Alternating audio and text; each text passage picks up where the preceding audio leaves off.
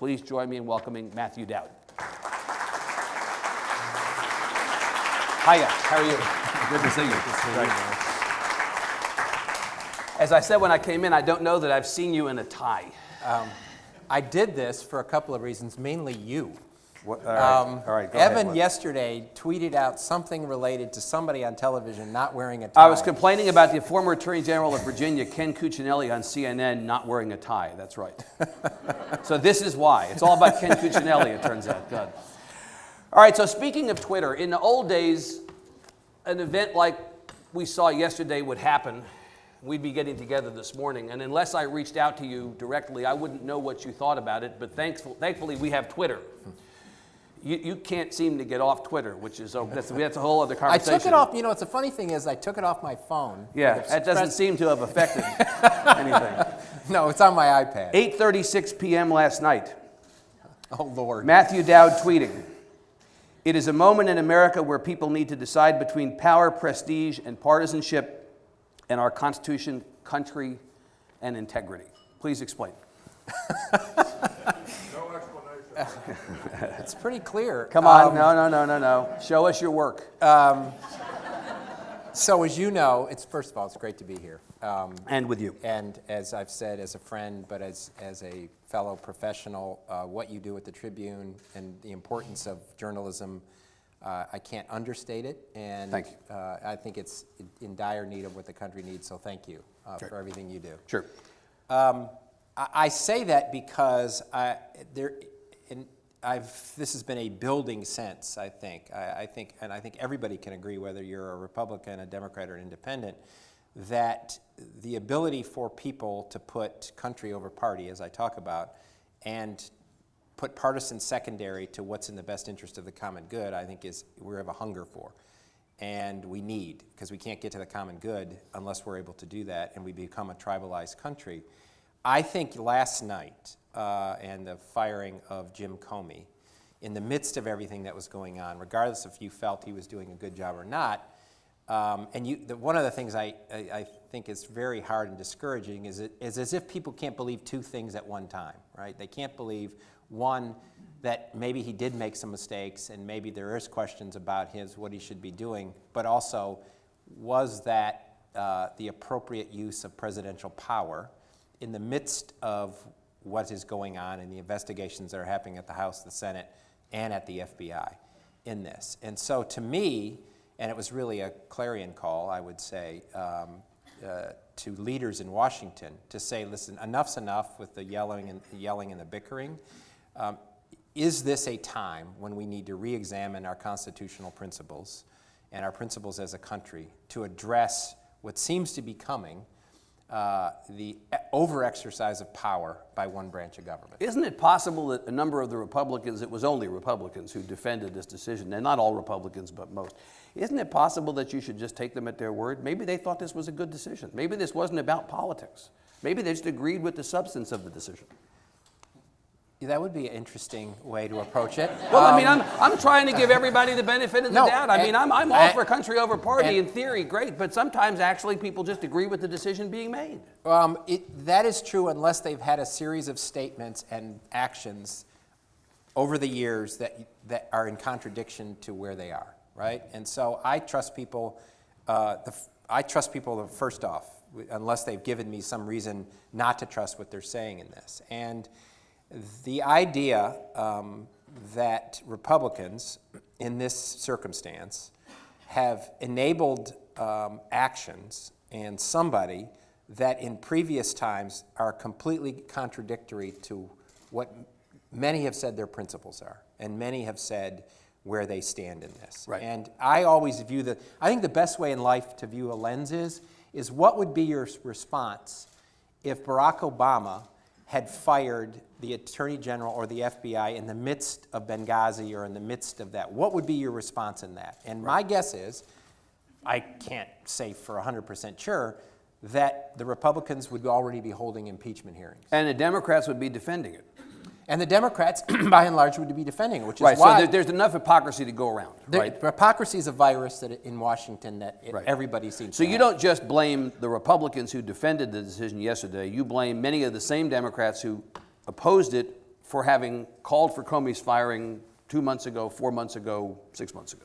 Well, I think you can call for, I think it's okay to call for somebody's firing or to question the decisions and all of that. Right. But we're in a unique circumstance where the subject of an FBI investigation, right, the possible subject of an FBI investigation, we know by Director Comey's own words that people surrounding Donald Trump are being investigated. The question is do we know if there are relationships with Donald Trump that are also being investigated that draw back to him?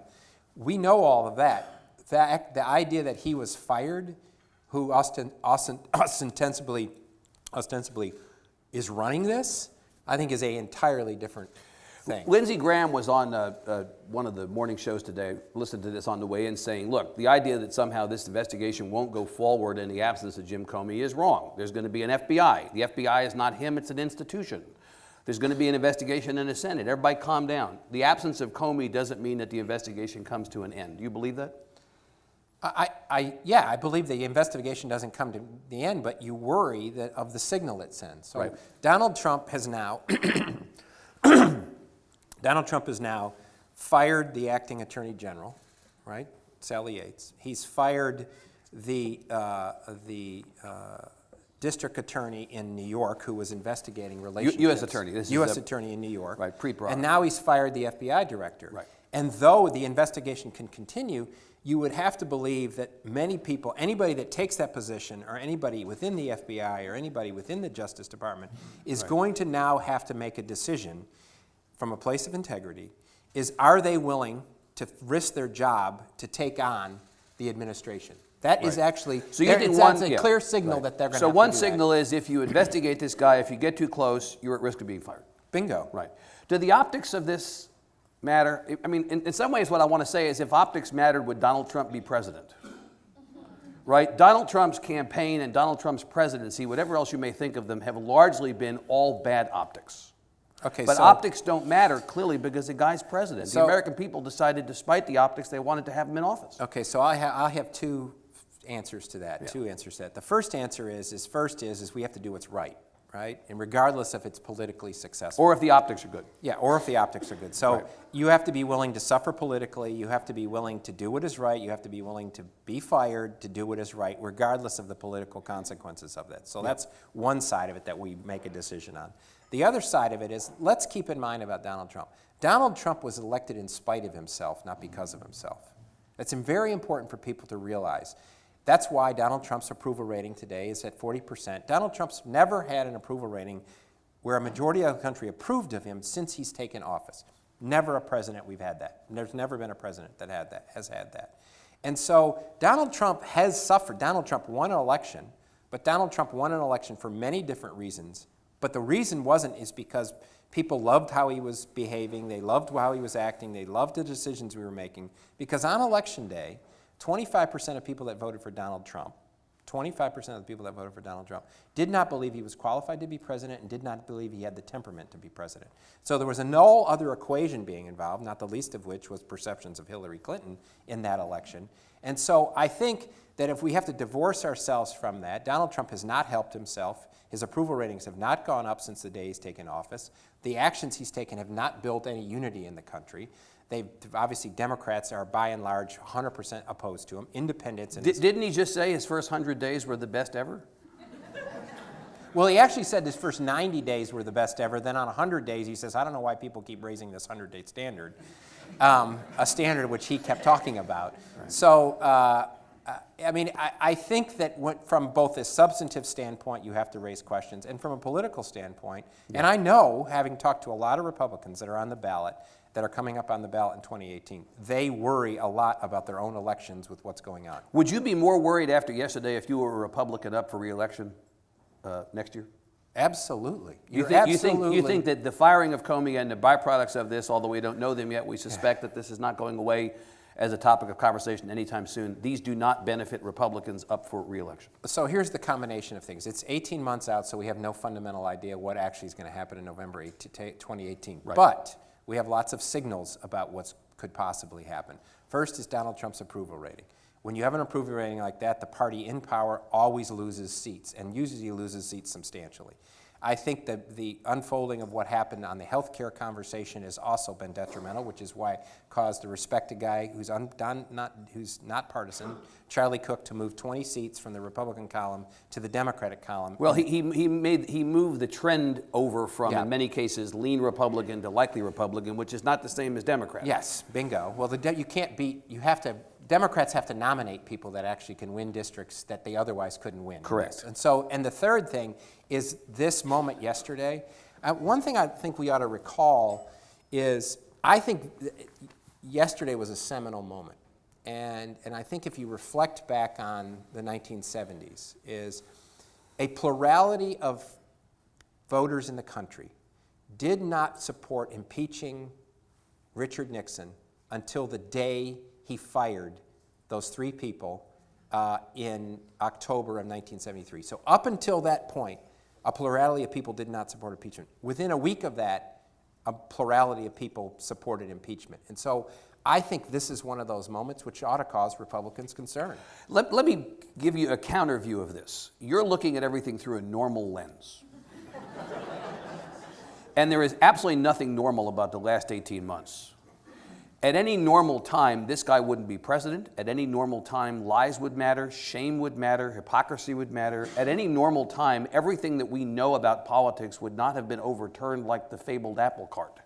Every assumption we've had about politics has been completely upturned over the last 18 months. If nothing has been normal or gone the normal way for the last 18 months, why should we believe that anything normal will happen in the next 18 months? So my book, A New Way. Oh, God.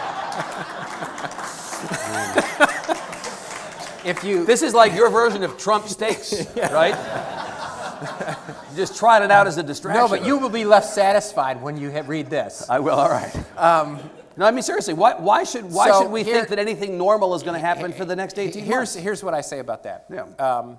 We are in an unprecedented time, greatly disruptive time, but in many ways, things were predictable because of the movements of the shifting of the huge tectonic plates, I call them, in the country, culturally, politically, communications, economically, all of that. Yeah. So the rise of somebody and the success of somebody like Donald Trump, not maybe specifically him, was predictable in that there was great growing frustration around the country. And so history is good for us. There's a great quote by Mark Twain, which is, history doesn't repeat itself, but it does rhyme.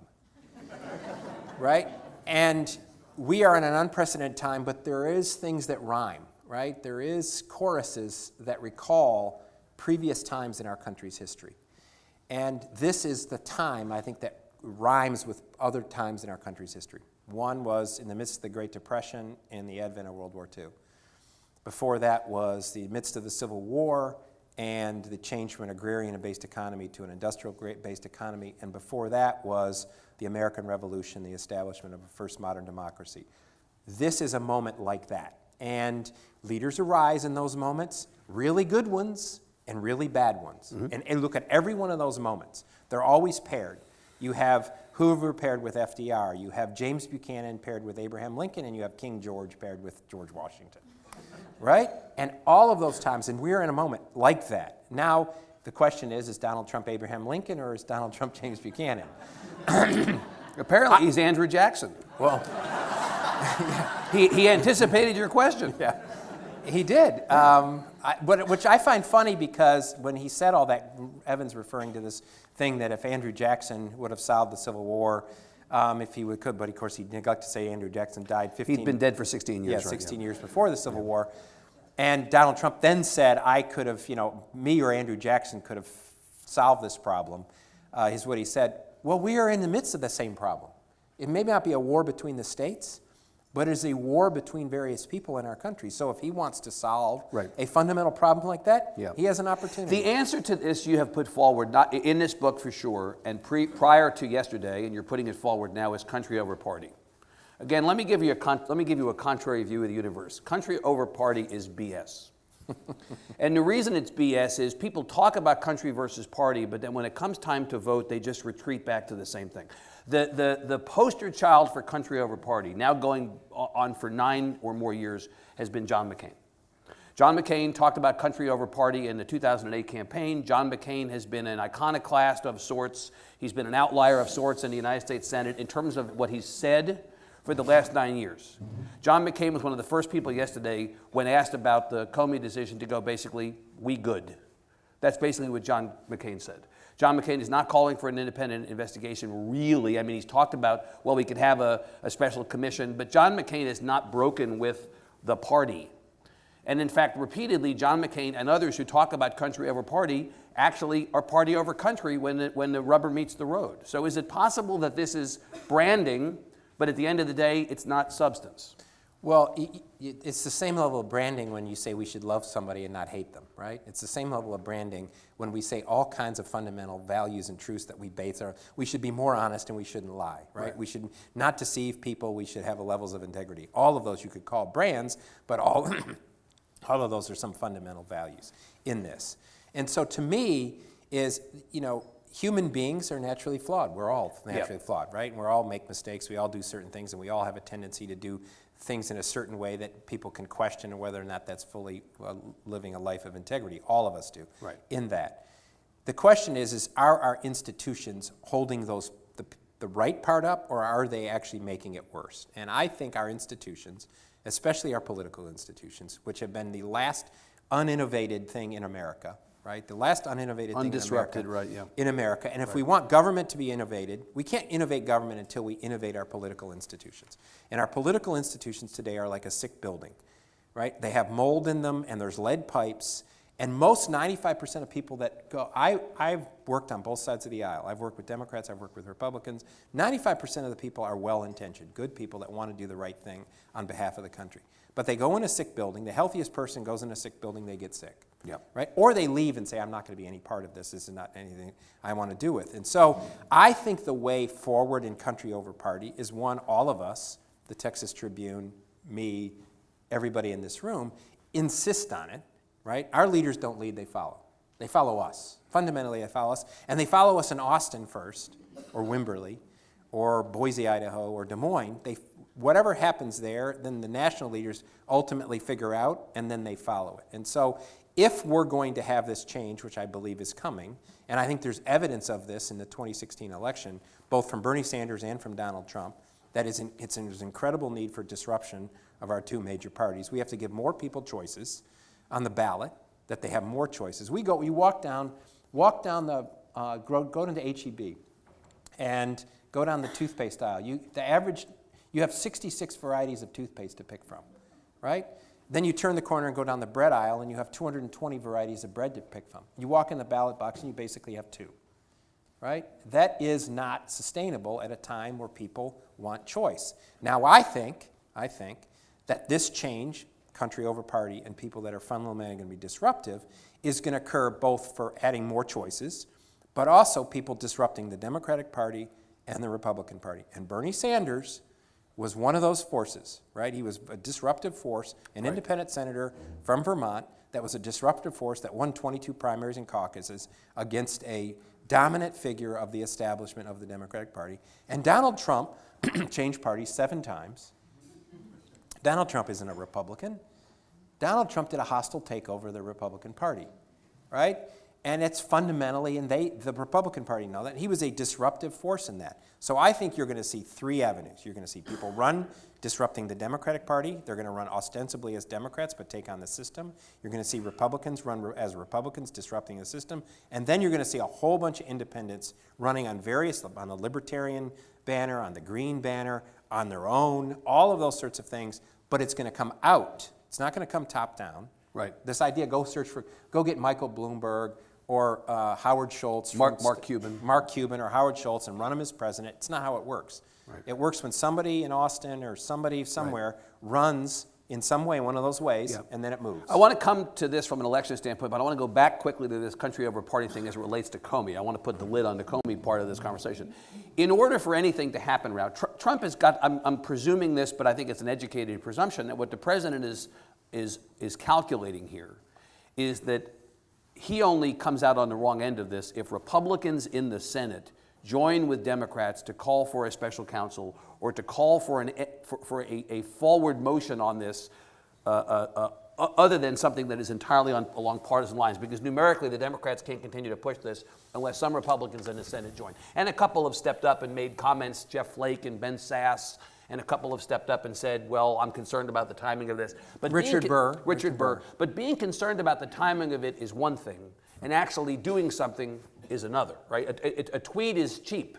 Action is expensive, Yes. right? So do you think in the end that country over party will be enough to carry Republicans, as was the case with Nixon? It really took Republicans, not Democrats, breaking with the White House to make Watergate, the investigation really to go forward as it did. Do you expect that Republicans will break this time over Comey and join with Democrats to push this thing forward? So I don't know the answer to that question because I'm cynical enough to think that it's going to just basically retreat to the same old, same old. So I think it's going to totally depend. Republican leaders in Washington are very in line with Donald Trump in that they're doing exactly what you say. Even the ones that would be considered independent say something and then quickly retreat back and don't actually move it forward. Right. And so I think, but they don't have a lot of love for Donald Trump, right? So it's not as if they're really happy about him being in the White House, or they're really happy about sitting down with meetings with him and trying to figure out with policy principles. They're not. I mean, they're doing it because he holds power. They're doing it because they hold power, and all of those sorts of things. If it becomes apparent that there is real evidence or real concern that reaches its way to intimate circles surrounding Donald Trump, right now there's a huge amount of smoke with very little identified fire yet, though there's a ton of smoke that leads you to believe there's many different things going on. When that happens, when there is some level of evidence that shows something more than we see today, then I would expect some, but keep in mind, we forget this, Richard Nixon didn't lose a majority of his voters until the day he resigned. Right? He did not, so people anchor. Voters anchor, leaders anchor, they all anchor, and it's a very natural human tendency to anchor and not want to say, I messed up, right? I messed up by the decision I made. And not to say people messed up in voting for Donald Trump or anything like that. But you have this complicated factor of, like, someone like Jeff Flake's a perfect example. Jeff Flake has been a pretty independent Republican as Republicans go. He's spoken out against the party. He's spoken out both during the campaign and since he's been in office against the president. Jeff Flake is up for re-election in Arizona next year, and already the Trump folks are targeting Jeff Flake and saying we're going to try to pick him off. Isn't he, and by extension aren't they, all in a difficult position because in the end, they're worried about their own futures, and are they willing to sacrifice potentially their own futures by stepping out and being independent? Well, Evan, as you know, this goes back to the previous question, which is our system needs fundamental disruption and break, because right now the responses from both sides of the aisle is they're only concerned about primary voters and they're not concerned about the mass of people that represent the majority of America, which are simultaneously want President Trump to succeed but are really concerned about what he's doing. And so Republicans still give 85, 81, whatever the number is, support to Donald Trump. Democrats there's no incentive for them to go with Donald Trump because 85% of Democrats are totally opposed to him at all levels. And so this is the problem. This goes to the problem. But if George W. Bush, who, as everybody knows, I worked for and then broke with, is George W. Bush, everything was fine until the level of Republican support among voters dipped below 80%. And when it dipped below 80%, he became incredibly vulnerable. When it went below 80%, he lost Democrats, he lost independents, and when he started bleeding Republicans, that's when his presidency really went on the rocks. So ultimately, we shouldn't look to Flake or Burr or anybody else necessarily as the bellwether. We should look at Republicans back home, and where that unhappiness goes from the ground up, that's when people in the Senate are maybe they're going to respond. Just like they're going to respond. They're going to, like all politicians, are going to respond to that. So you say the system is broken, that we need more choice at the ballot box. You yourself have discussed being that choice, have you not? You've stepped out and said, to the surprise of many, because you've been on the process side of this, helping other people get elected, you've said, I'm considering running for the U.S. Senate in Texas in 2018 against Ted Cruz and against a Democrat to be named, now looks like it may be Beto O'Rourke, as an independent candidate because you believed there needed to be additional choice. You've made a decision about that. I'm just going to preface this all. A lot of folks had talked to me about that, and they know that I'm obviously very concerned about our system, that the system I think is broken, all of those sorts of things. And I've thought about it. I've given it time to think about it, and I'm going to give a short, quick, clear answer, and then I'm going to explain. Right. So the short, quick, clear answer is no, I'm not going to run against Ted Cruz or for the United States Senate in 2018 or for any other office in 2018 as an independent. Or any other party. Under any party banner. Let's make this clear. You're not running, period. I'm not running, period. Period. End of story. So we can foreclose that. And so in the process of thinking, do I think that we need people to run? Absolutely. Do I think we need people to run in the Republican Party that can break up the system? Yes. Do I think we need Democrats to run to break up the system? Yes. Do I think we really need independents to run at all levels? Absolutely. And do I think they could be successful? Yes. But all of us have to ask the question is what is the best, most authentic, genuine use of our voice and our gifts and what our mission is in that system and to do that. And I have come to having thought about a lot of that and having sort of gone through a process of weighing all those things, I've decided the best use of my voice is not putting myself in that position and running for that office and in that way, I'm not saying right now, to do that, because I think the best use of my authentic voice and where my life is and what I want to do is in a different manner rather than running for office. But I think it's important for people to understand is change doesn't always occur, and usually it doesn't fundamentally occur from politicians. Change occurs from leaders stepping up and saying the truth, right? Saying, this is what's going on, this is the truth. But leaders don't necessarily mean candidates or politicians. No, and look at the history of civilization, right? We've had some political leaders that have enacted and done fundamental change, but most of them have not. Most of the fundamental change that has occurred is because people stood up. Gandhi never ran for office, and I'm not saying I'm Gandhi, right? Let's just get that. Let's get anything I mention. I'm not saying I'm that. That was a nice save. That was good. We do have a camera running. But all of these people, everybody has to decide, what are we doing? What are people in this room doing? Just because you don't run for office doesn't mean you're not trying to figure out a way to change. You could gather 7 people around your dinner table and have a conversation about what's going on. You're pushing change. And so for this decision, I'm not running, and I made the decision based upon what is authentic and genuine to me about the best use of my voice. I have questions about this. Should I take from this that you've decided, after all, you're satisfied with Ted Cruz as our U.S. Senator? No, I think not at all. I think Ted Cruz hasn't represented Texas well. I think he is incredibly ambitious. I know Ted Cruz. I work with Ted Cruz. I'm not going to do the Benson thing because Ted Cruz wasn't a friend of mine. And I think he doesn't serve. I mean, Texas deserves 2 United States senators, and they don't have it today.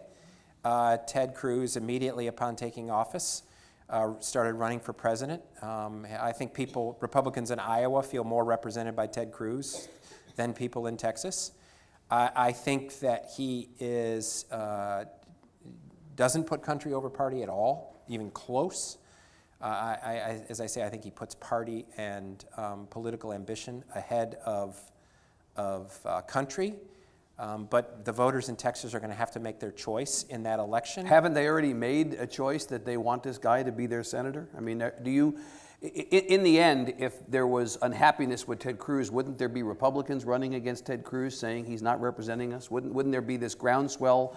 There doesn't seem to be, at least as of right now, a whole bunch of people who agree with you. So there are a whole bunch of people that agree with me, but if you look at how Ted Cruz is rated by the state, right, rated by people in the state, that in the last polls I saw, a majority of people disapprove of his of him as a United States Senator. You think it's markedly different than any other statewide elected official? Isn't the problem everybody, not just him? No, I think Greg Abbott, I think if you look at Greg Abbott's approval numbers, and I'm not arguing that he deserves a re-election or not, but his approval numbers, a majority of Texans approve of Greg Abbott at this time in this state. You look at other United States senators up, a majority of them, most of them, approve of their senators. There's some that don't, and they're going to be. Let me come at this another way. Why is John Cornyn better than Cruz? Let me finish. Let me finish.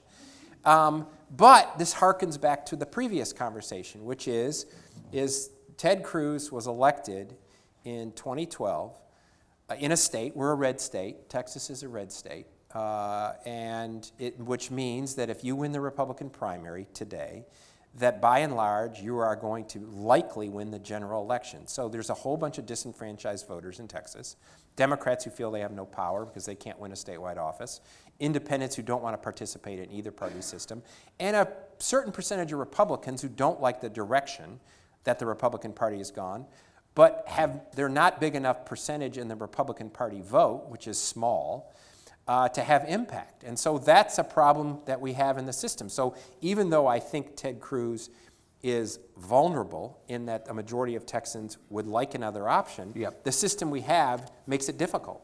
Is Cornyn that much better than Cruz? Are you prepared to say why Cornyn is a better United States Senator than Ted Cruz? No. No, I'm not prepared to say that. Yeah. I think Cornyn has, I would say just from a substantive standpoint, has been a different United States Senator. He's conservative, but he's actually dedicated his time to the state, dedicated his time to issues, travels the state, does all that, doesn't seem to have personal ambitions outside of being a United States Senator. His approval ratings are much higher than Ted Cruz. And so I think it's a totally different person in this. He's not up. I think he's up in 2020. So I think that's a whole different conversation. But I don't know. The fundamental answer is, can a Democrat beat Ted Cruz in the state? I think it's hard. I think it's possible. Can a Democrat win? I think it's possible, but improbable. One more thing on Cruz, and then I want to ask about O'Rourke. You just spent a couple of minutes talking about how the system needed to be disrupted. Who has disrupted the Republican Party more over the last several years than Ted Cruz? You ought to be championing Ted Cruz. If you care so much about disrupting the system and disrupting the party, you ought to be celebrating his disruption. I would say that Donald Trump has done more to disrupt the Republican Party than anybody over the last 2 years. I think Ted Cruz has taken positions that many people in the Republican Party, especially people that he's around, don't like, right? And I think that Ted Cruz is fundamentally, the reason why people disagree with Ted Cruz is not because he's conservative, it's because he's Ted Cruz. Right? And I think every point, take a look at Ted Cruz's life, right? Starting with his roommates in college, then here in Texas, the people that were close to him, then people in the Bush campaign, people that knew him, then the United States Senate, Republicans in the United States Senate. Every one of those people has not, let's say the best diplomatic way to say this, has not felt any kinship with Ted Cruz in all of those realms, right? And it is not because, even though he likes to make this argument and people around him like to make these arguments, there's some ideological dispute with Ted Cruz. It is a dispute with Ted Cruz related to manner, way, and fundamental values and principles. And I think that's, Ted Cruz wasn't disrupting a system because he said he was going to be more conservative. Ted Cruz was disrupting a system because people didn't think he was working on behalf of the common good. Right. So part two of my Senate question, since you've told us what your plans are and I've asked you about Cruz, is to ask you about O'Rourke. So should I take from your decision not to run that you think that the state has a viable and attractive alternative in Congressman O'Rourke, who's running as, and now presumes to be the Democratic nominee now that Congressman Castro is not running? You like him? He's an attractive guy. This is not The Bachelor. I'm asking about the substance of this. I think that he's got before Beto O'Rourke decided he was going to run, and you and I have had this conversation, I think it's very hard for a Democrat to win statewide in Texas. Texas is still a red state, though it's moving. You believe that before he announced, you believe it after he's announced? Yes, both of those things. I think he's got a huge uphill climb. I don't think it's impossible that he could win because we're in times, as you've stated, is incredibly disruptive Right. and really hard to know and all that. And I think there's a wave coming on behalf of Democrats. How big that wave is, I don't know. I should say the wave is against Republicans. It's not necessarily on behalf of Democrats, because I think there's Right. still... That may be the practical effect of it, but... Yes, but there's still a dissatisfaction with both parties. Right. We're both viewed by the majority as Yeah. unsatisfactory in this time. Yeah. I think it's very hard for him for a lot of different reasons. I think it's great. I think it's great that he's running, and I think it's great that anybody runs. I think it's great that anybody puts their name on the line and wants to do that and run and positions themselves in a way that they want to bring change. So more power to him. God bless him. But he and still all has of an that. uphill battle. He's a huge uphill battle. If Castro had decided to run for the Senate, would you have run as an independent? Would it have changed your calculation? No, none of the decisions by any, it was a total, not a political game decision that I made, so it didn't matter who ran, what they were going to do, and it didn't matter at all to me. It was totally from a place of what is the authentic way to use my voice. You prepared to endorse O'Rourke as we sit here this morning? No. You didn't think I was going to ask? Have you never seen one of these? Come on. It sounds to me like you don't like Cruz, you admire O'Rourke. So I'm the ABC News chief political analyst. That hasn't stopped you from saying stuff before. Come on. So I am not going to endorse anybody for any office in any way at any time. Ever. No, I wouldn't say ever, but in any distant future, I'm not going to endorse anybody. Right. Who's Democratic nominee going to be in 2020, and who should it be? That's really two fundamentally different questions. That's why they were asked as two different questions. I have no idea. I have no idea of who's going to be the Democratic nominee, though there's chances they're going to nominate somebody again that gives Donald Trump an opportunity to win re-election, even though he shouldn't win re-election if you look at his numbers today. So I have no idea who they're going to nominate in this, and obviously they're going to have to figure out that and soul search on that and what's the best way. So I don't know. If I were advising somebody to sort of say how you could win an office and if Donald Trump's running for re-election, which is no sure thing, right, that Donald Trump is going to run for re-election or can run for re-election in 2020. So that's still an open question, I think. You think there's a chance, stop 1 second. What percentage chance that Donald Trump is not the president in 2020 to run for re-election? So where would you put it in the odds? I'm going to answer the question I'm asking myself, not the one you asked. I think not the first time that's happened. Well, I'm telling it. I'm saying. I'm admitting it to you. Yeah.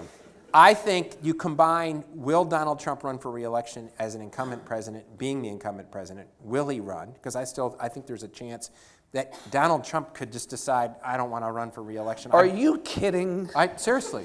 You think that he would voluntarily, not because he's running from the police, but voluntarily decide, well, I don't, so... my ego is satisfied, So I don't want to run for re-election? I'm not Carl Jung. Yeah. And so I don't know his psyche fully. But I do think there is a chance that he says, I've done everything I should have and I'm not running. And the country is great and it's awesome and I'm going to leave it to these people. I've done so much and it's so wonderful. There's a chance that he would stand up and say that. One. So I think there's a chance. That combined with, I don't know what's going to unfold. I think let's give this a percentage. I think there's something like a 25% chance that Donald Trump, 25% chance that Donald Trump is not on the ballot as the Republican nominee for president in 2020. For one reason or another. For one reason or another. Do you think the Democrats who think he may be impeached, there's a hope in that? So the answer to this, your second part question I want to go back to, is if I were the Democrats, I would put a mirror up to Donald Trump and do what's in the opposite of the mirror, right? I would say that's who Donald Trump is. The best candidate is somebody that is the polar opposite of that. Define those attributes. So humble servant leader, somebody that keeps their nose down, that gets the job done, that's not interested in, and all of these people have ego, but somebody in politics that has less of an ego than you would normally see. It's somebody that says, I'm willing to sort of, whatever it is on the aisle, I'm willing to do exactly what's going to be in the best interest of the American public. All of those sorts of things. Somebody that's strong, but somebody that has humility. All of those things take the opposite. If the Democrats are going to make the mistake, if the Democrats make a mistake, they're going to say, let's go find our biggest narcissist. right? Let's go find the narcissist on our side that can do all the crazy things, because that's what we need to do. That would be the exact wrong thing to do. So that's who, I don't know who that is. Can somebody within the system be that person? Because it seems like there's like 100 people running for president as of right now. That will obviously change. But you have a lot of people who are currently in office. Kamala Harris, Al Franken, these names have been floated. Christian Gillibrand from New York, Elizabeth Warren. You've got Eric Garcetti, the mayor of Los Angeles. You've got Mitch Landrieu, the mayor of New Orleans. You've got a former San Antonio mayor and HUD Secretary Castro in San Antonio. You've got a lot of names. Congressman Seth Moulton, who is a former active duty Marine, I believe, from Massachusetts. You've got a lot of names that have come up, but they're kind of like the sort of people who run for president. What they're not are a new way, right? Per your thinking on this. So where is the new way person? Or can an old way person be the person you're talking about? Wow, that sounds like Chris Matthews. That sounds like a whole Chris. I don't consider that a compliment. Yeah. I mean, can it be a regular old person? Can it be a somebody like a 74-year-old socialist senator from Vermont that held office for 30 years that comes as a disruptive figure? Yeah, it can be somebody that people perceive initially as like, oh, that's just the same thing, that then in an authentic, genuine way, they reveal themselves in the course of that process as to something else. So yeah, I think it could be one of those people done in a way that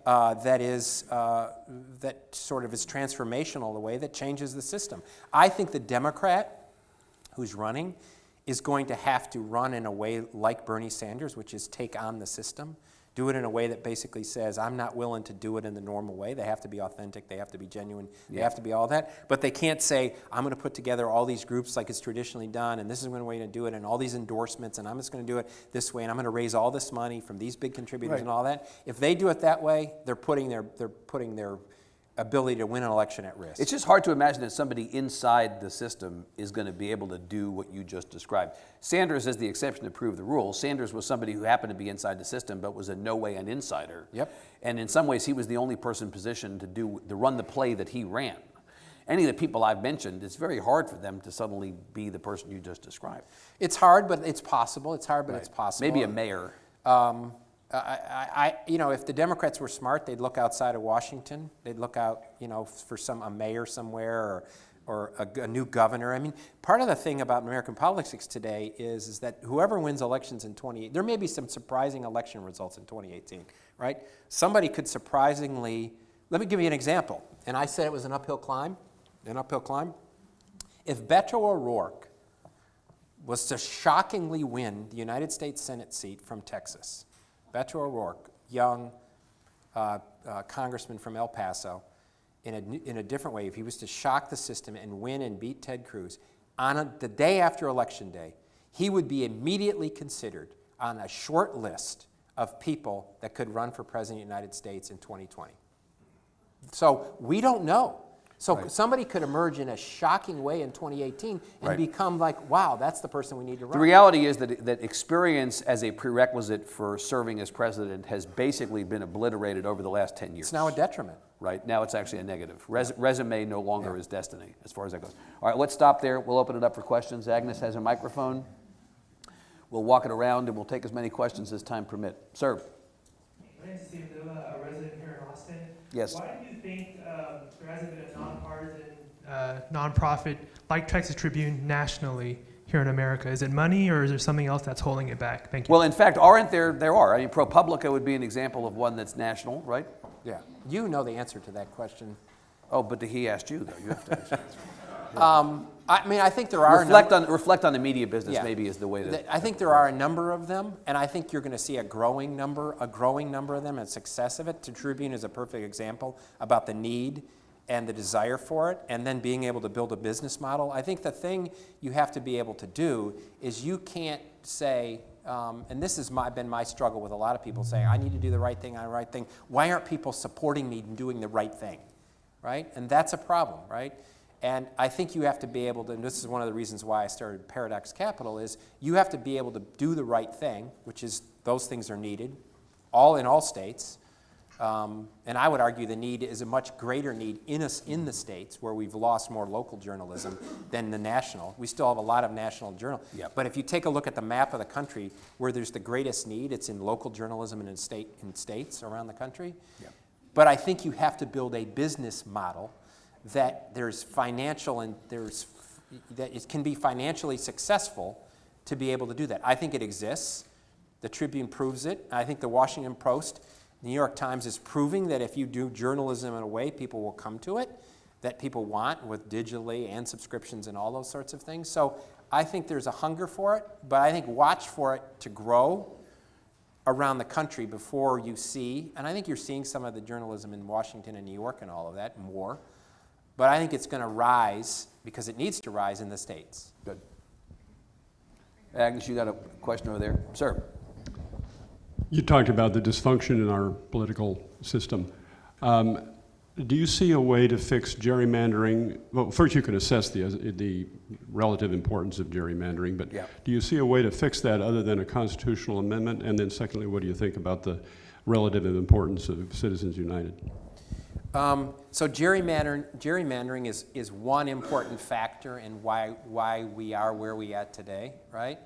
Yeah, you have, I mean, I don't probably need to tell many people in this crowd, you have 400 basically congressional districts, or 380 or whatever the number. 435. No, you have 400 or 380 that are basically primary-driven races. Where you know the winner on the day after the primary. Yeah, and that they're not competitive in a general election. Right. Though this election and 2010 election showed that can increase based on the wave, but it's very restricted. And so gerrymandering adds to this. Our segmented media adds to this, where people consume information that reinforces their biases on the left and the right, that reinforces their biases and their inability to come out of their silos and sort of meet people in a place that they can reach consensus and all of that. And so, yes, gerrymandering has contributed to it. I don't think you can fix gerrymandering until you disrupt the system and people win offices, whether it's third parties or within the system. I don't think you can expect holders of office within the broken system to fix the parts of the broken system that are leading to it. I just don't see it. Right. I can't see that happening. Citizens United, and I think that what you're pointing to is the influence of money in the system. Yes, it influences the system, but not as much as I take a counterintuitive approach to this, which is yes, it influences the system, but less than people think. And doesn't it matter less today than it has recently? Money matters less in restricting choice today than ever before. Money matters less, and so I can give you example after example after example after example. Hillary Clinton is the latest example. She outspent Donald Trump by huge amounts, right? And there was many different ways, many different things in the system. So I think it matters, but the ability to put a barrier to entry for people to change the system, money matters less than before. To the question, and it kind of gets back to what you said earlier, is the structure of the two-party system itself the greatest disincentive to change, more than money and maybe more than redistricting at the moment, in that an independent candidate for office has so many hurdles to get over, to get on the ballot, to get a message out. The two parties have no incentive to create the competition you're talking about, and so in some respects, any independent candidate starts way, way back, and it's very, very hard to get even parity enough to be a serious competitor. So I would say yes, that the two-party system, but I would say the bigger impediment is related to that, which is the psychological thing that most Americans have, which is they think the only real choice is a binary choice. And once we break that people now feel like there's more choices, there's more opportunities to change the system, because it's very hard to convince somebody on election day to vote for another option because they're like, I really don't like, I mean, this election was a perfect example. I really don't like Hillary Clinton and I really don't like Donald Trump, but it's a choice between those two, so I have to pick, right? And it's a psychological choice that it blocks that. When that unfolds and people start winning, people either break up the Democrats or break up the Republicans or rise as third parties or independents. When that psychological barrier is broken, then I think there's going to be a flood into the system. So I think it's related to the two-party system, but it's related to our human psyche that feels like I have to choose between the two because one of them's going to And there win. doesn't need to be a formal third-party structure that rises up to accommodate these independent candidates. No, I actually think that a formal third-party structure in all the independents creates a barrier. I think you're much better off of independents rising in places and then running on their own and then forming something in the aftermath. Yes, sir. Well, first of all, thank you very much for the talk today. I really appreciate it. Good. My question concerns, I guess, the statewide elections here in Texas, which you've talked about briefly. Obviously, Greg Abbott and Dan Patrick are up for re-election next year, and I'm not sure how much you've been focusing on the legislature this year, but Dan Patrick, for the most part, has not had a great legislature since school choice looks like it's mostly dead, and the bathroom bill's kind of all over the place. We don't really know. So with the Trump, I guess, repercussions, do you think that'll translate to Texas, since Mike Collier has decided to challenge Dan Patrick in November 2018? Dan Patrick would, of course, disagree with your characterization of his session. In fact, any moment he may swoop down and devour you like a hawk.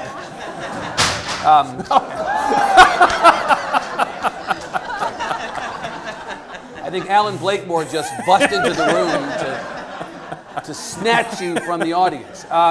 Do you believe that the Democrats have a prayer of making any headway? They've not elected anybody statewide for 23 years. Do you think there's a chance the Democrats get any traction in the next cycle, leaving the Senate race out? Sure. We all have a prayer. Everybody has a prayer.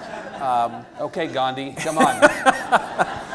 I think every day that goes on, the hill is steep, but is slightly less steep, right? And so I think Trump's performance, all of that, contributes to a decline in the incline of the mountain. But I think it's still a very hard task. I think the problem for beating somebody like Dan Patrick, when you can make an argument about does he serve the whole state and all of those things, one can make all of those arguments in that, and his approval ratings are very mediocre here.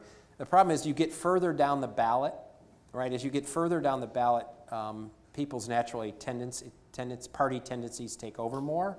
And so if you're going to create change, it usually in the state, it usually has to start where people first start voting before they start getting the habit of voting all the way down. And part of the problem in Texas, and I know this is being considered in the legislature, which I think this minute. Which would be a fundamental great change, is we should get rid of straight ticket voting. And Democrats and Republicans have both supported this, right? At various times. Yes, in various ways. Not at the same time. And I think, there's a sentiment of that we need to, in some Republicans, and I think the Speaker has actually talked a lot about this, and I think a few years ago tried to do something about this. Speaker Strauss, I think, tried to do something about this. We're only one of 7 states, I believe, that has straight ticket voting anymore. It needs to be gotten rid of for many different reasons. But I think Dan Patrick, on level of vulnerability, Ted Cruz is the most vulnerable because he's on the top of the ballot here in Texas, and he's related to the Washington, which is very negative. But as you get further down, there's going to be a break on that. I think Greg Abbott's going to be very hard to beat. Right. And then Dan Patrick is below Greg Abbott. So I think it's not impossible. I think the hill could be climbed, but that's going to be really hard. But I think it's difficult once you start moving further down the ballot. Do you ever think about running for statewide office as opposed to federal office? I thought about it. Actually, it's interesting. When I got back from the election after 2004, a number of folks were talking to me, and this is before I basically said I'm a diehard independent, of running as a Republican for comptroller. And I considered it for a very brief, very tiny brief moment, and decided not to do it. So that's the only time. Okay. Ag, you got a question back there. Sir.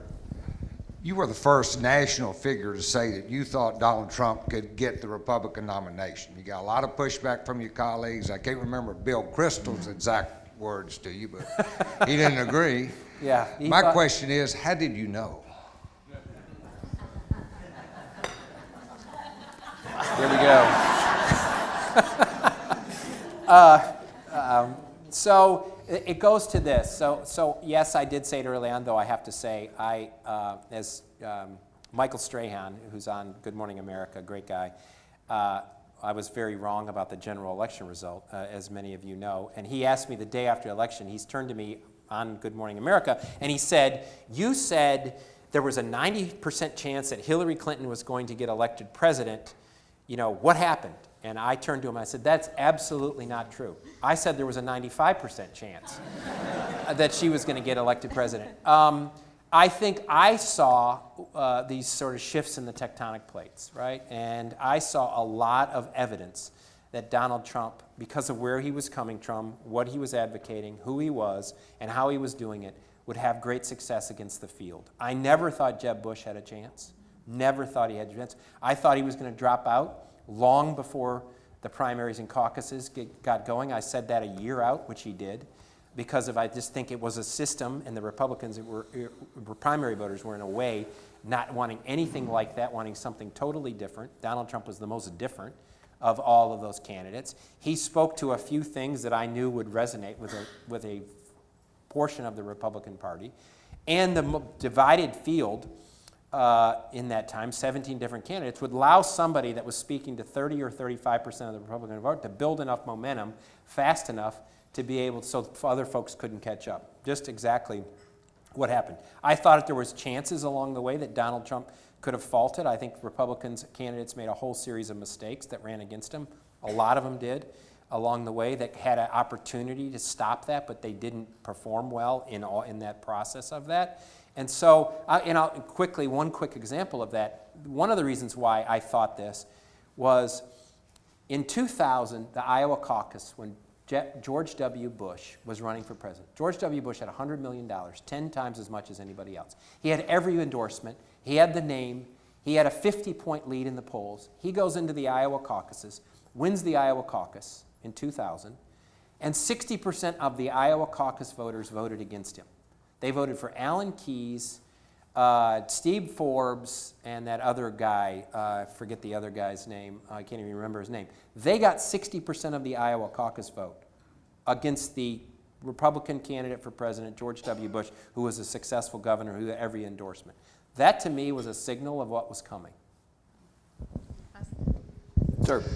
So bringing the conversation back full circle to the Comey decision, I'm curious about the timing. So obviously what's found in the investigations could have serious implications for our democracy. Is there any chance this administration proactively made a political consideration to do this timing now to take the heat off of the healthcare debate, to take the heat off of tax reform that it's trying to do? And what does this mean for those policy decisions that this administration is trying to push forward? Is this the strategy of distraction that we have had alleged or maybe have actually seen over the last couple of months? So, I mean, obviously nobody in this room can fundamentally say, but I will say this. I think much too much thoughtfulness and strategy has been attributed to Donald Trump that doesn't exist. Like, oh my gosh, he's brilliant. He sends out a tweet and it distracts all of us. You're giving him too much credit, you think? Donald Trump is a visceral person. He's been a visceral person his entire life. And he is all about tactics. He is all about, I'm going to do this because this is the way I feel. I'm going to respond this way. Right. And then I'm going to do something else tomorrow. And I'm going to do something else the next day. I'm going to do something else the next day. And his whole administration scrambles around to tell how brilliant of a move it was that he did something that in most ways was accidentally done or just done in reaction to something else. I don't think Donald Trump, I don't know, but I don't think he fundamentally thinks every day of what's my legislative strategy. Somebody could have said, I could have put a period about that after that statement. But I don't think he thinks a lot about my legislative strategy and how does this fit into my legislative strategy and how am I going to do this and what I'm going to do and all that, because if he did, there were certain decisions he wouldn't have made along the way in how he did it. I think one of the things that has not been discussed, which I think what you're pointing to last night and yet this morning, is this is going to put a serious monkey wrench in getting anything more done, including the health care bill that just passed the House that was already going to have a difficult time in the United States Senate. This is going to complicate all Well, of in fact, Schumer apparently, Minority Leader Schumer apparently was calling for all the Democrats to be on the floor of the Senate while we've been sitting here. And one theory was that the Democrats were going to say, basically, we're not going to do anything until an independent counsel is put forward in this case. We're going to basically bring the business of the Senate, which presumably would include both health care and, given the numbers, health care and tax reform, to an absolute halt until this moves forward. You think that's a good strategy for them to do it? I mean, it seems to go, it's the opposite of country over party in some respects. If you say, basically, we're going to play politics, we're going to cut off any chance of anything happening that might benefit the country simply on the basis of partisanship. Well, my desire would be that people on both sides of the aisle come together and figure out how to get us through the morass of America that we're in. That would be my hope. So Democrats and Republicans bond together and say, this is what we need to do. And if one of the ways to get through this is to appoint an independent commission to investigate this so we can do what's in the best interest of the country. Move this to the side and then get back to business. That would be the greatest thing. I don't know. That's going to be more incumbent, I think, on Republicans coming and doing that. I always think it's a bad thing. Just sort of broadly, I think that what happened, I think every time parties block things purely because it's a partisan reaction.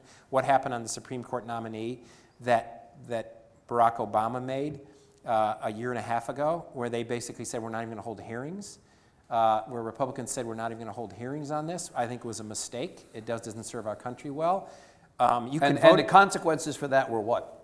Well, I think the consequences for that was that we've broken down any semblance of camaraderie and rules anymore. There's no rules anymore in the United States Senate. And it's now become, if you have 50% plus one, which is, I think, a huge problem in America today, we run campaigns based on just getting 50.1%. We have legislation based on getting just enough to win, which means half the country is always pissed off, right? If that's all you do. And so I think we need to go back to run campaigns where you try to get 70% of the vote. Maybe impossible, but at least try to put forward a vision and a platform that gets it. And we ought to have legislative platforms that don't only get 51 votes in order to pass a bill, but it's incumbent on both parties in this. And so I don't know if that's the right strategy. It's definitely not the right strategy to bring the country together. But at some point, Democrats are going to have to decide what's in the best interest of the country, not what's in the best interest of Donald Trump, or not what's in the best interest of either political party. All right, let's end it right there. It's about 9 o'clock. Thank you all very much for coming. Matthew Dowd, big hand. We'll see you again. Thank you. Great pleasure.